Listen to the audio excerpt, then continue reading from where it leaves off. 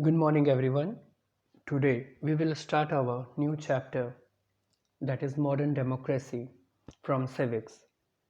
Here are the synopses of this chapter: Introduction, Forms of Government, Historic Perspective, Making Democracy Successful, Fundamental Rights.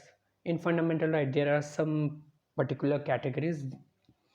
Number one, political equality. Number two, economic equality. And number three, social equality. So, what do you mean by democracy? Democracy is derived from Greek word demokratia, in which demos means people and kratia means rule. Together it means people's rule. Or in a simple manner, we can say that a system in which the government of a country is elected by people, or we can say that it is a form of government where people can elect their representative. Modern democracy is a particular usage or a system of government in which the citizen exercise power directly or elect their representative from among themselves to form a governing body. There are two types of democracy. One is direct and another one is representative.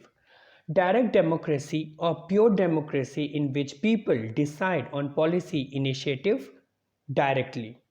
Representative is a particular system of government in which all eligible citizens vote on representative to pass laws for them. The four most important features of modern democracy are as follows. A particular ruler selected by the people take all the major decisions. Next point, election offers a choice and fair opportunity to the people to change their current rulers. The exercise of their choice leads to a government limited by basic rules of the constitution and citizen rights. Democracy provides a method to deal with differences and conflicts. For an example, like India, having a diversity of language, religion, and culture, democracy in India made it possible to keep unity in diversity. A democratic government is a better government because it is a more accountable form of government. It also improves the quality of decision making.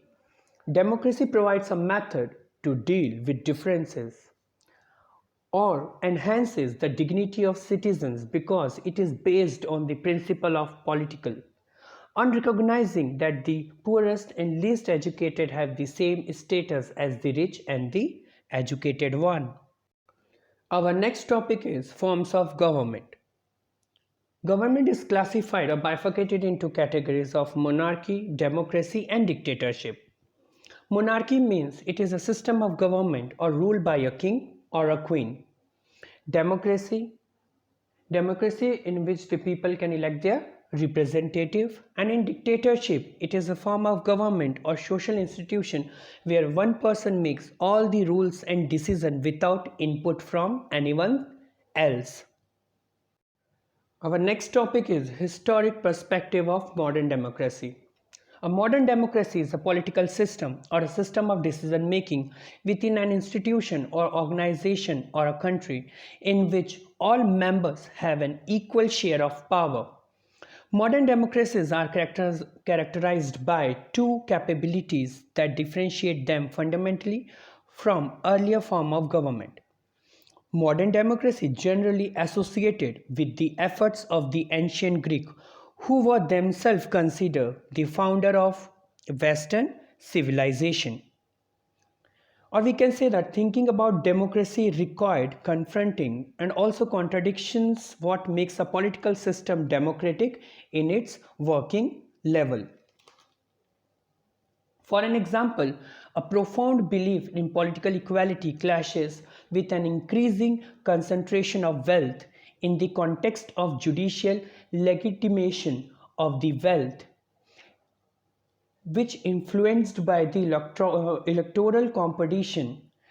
Civil religion increasingly teaches children to respect people with background from different religion customs, or also eradicate the racism factor, which will hold some of them and allow others to prosper more easily. Our next topic is making democracy successful. There are certain points in that: a certain level of education and civilization of the population, freedom of speech, four pillars of democracy, and at last a strong sense of nationhood and patriotism.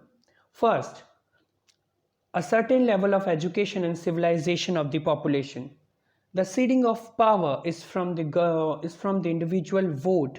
In a democracy, the government and the people reflect each other as the people, so the government elected have to be more informed working organization, or somewhere they elect whom those who really capable and consider as more efficient as a team of organization in democracy.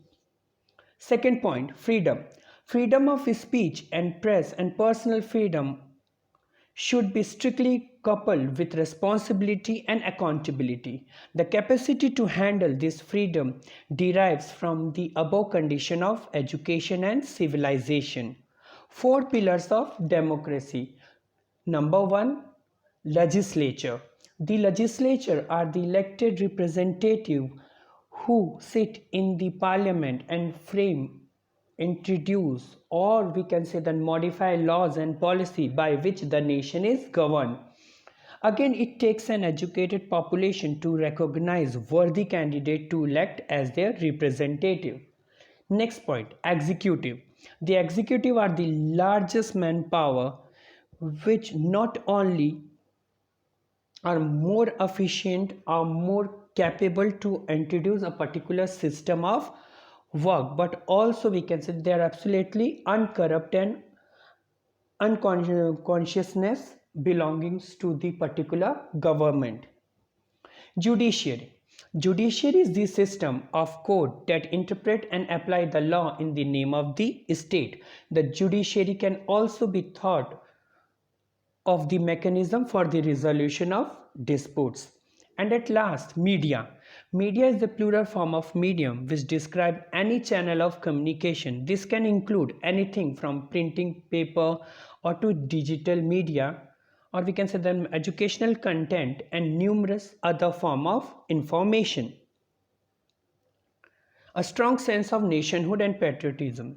A strong security and law and order framework which create internal and external way of working in any other system of democracy. However, civilized and self-disciplined people not only create a beautiful environment, or we can say an efficient environment in that everyone's not only work in a proper manner but also create a bonding of nationhood and patriotism.